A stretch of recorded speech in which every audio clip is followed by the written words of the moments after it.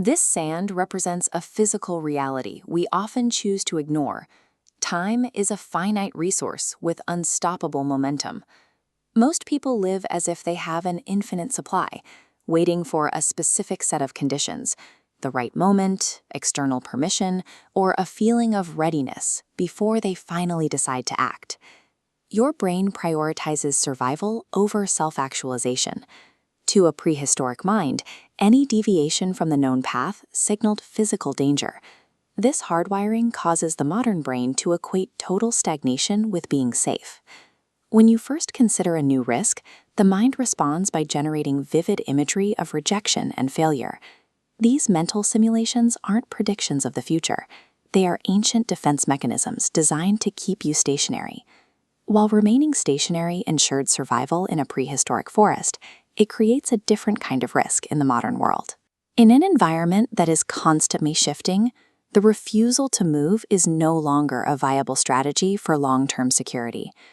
The feeling of readiness is a biological myth, because your survival-focused brain will never send a signal telling you it is safe to take a risk.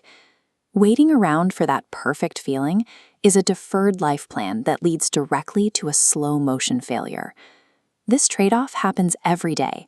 People stay in dead-end jobs and maintain draining relationships because they want to avoid the sharp, temporary pain of a difficult transition.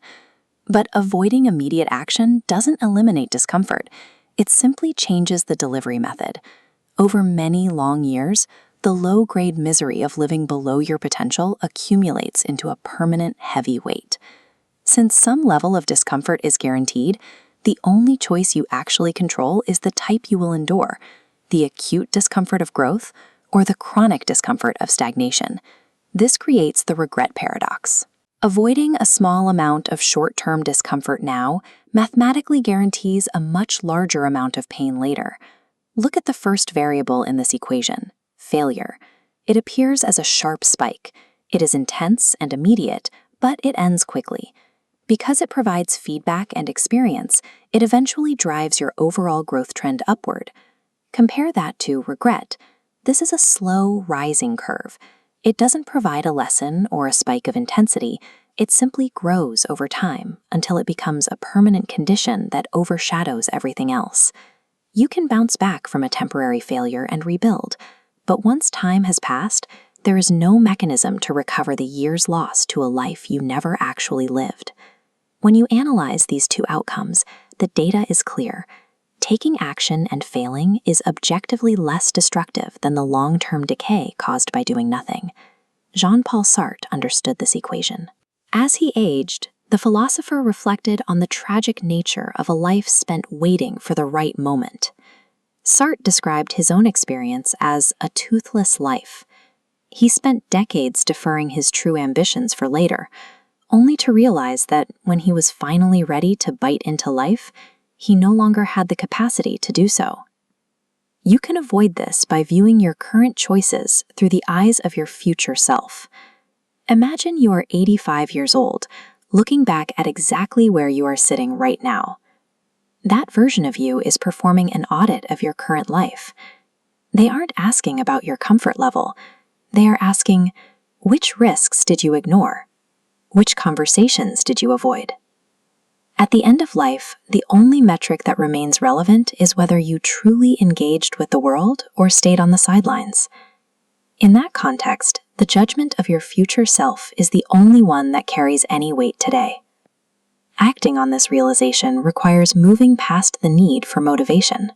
Because motivation is an inconsistent fuel source, it must be replaced by a commitment to showing up even when you don't feel like it.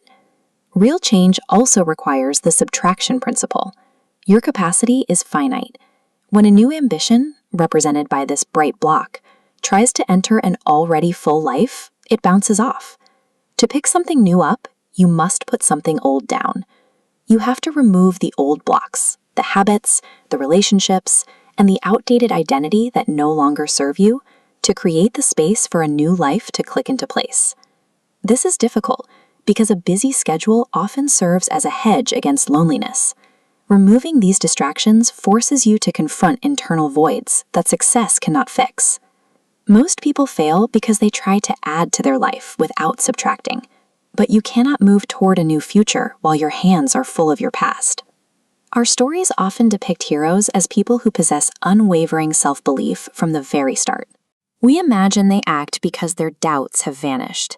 In reality, the defining trait of a hero is that they feel the fear and they move anyway. They take the step while they are still surrounded by the possibility of failure. Identify the one thing you have been putting off because it scares you.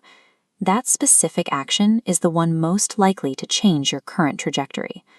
Execution cannot be deferred to a time when you feel prepared.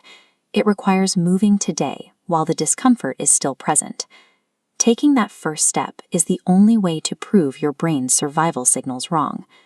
Because the clock continues to move regardless of what you decide, starting today is the only way to ensure the life you planned is the one you actually live.